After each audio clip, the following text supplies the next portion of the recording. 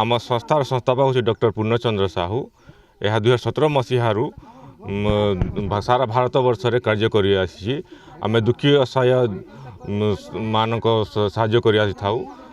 दुर्नीति विरुद्ध लड़वा सहित विभिन्न प्रकार जनहितमूलक कार्यगुड़िक जेपरिक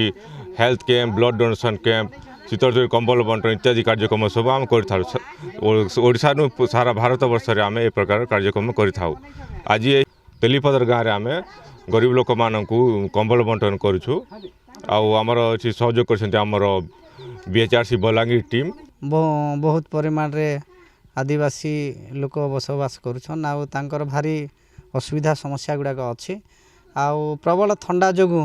आज आम भारतीय मानव अधिकार परिषद तरफ समस्त विधवा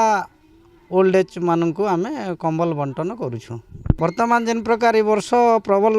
थंडा होउची लोक को भारी असुविधा होउची सेथि जोगु आमे आम भारतीय मानव अधिकार तरफ यही संस्था तरफ आम तेलीपदर ग्राम रे कंबल बंटन करुँ लोक सहित दाउरू रक्षा पाइबे बोली।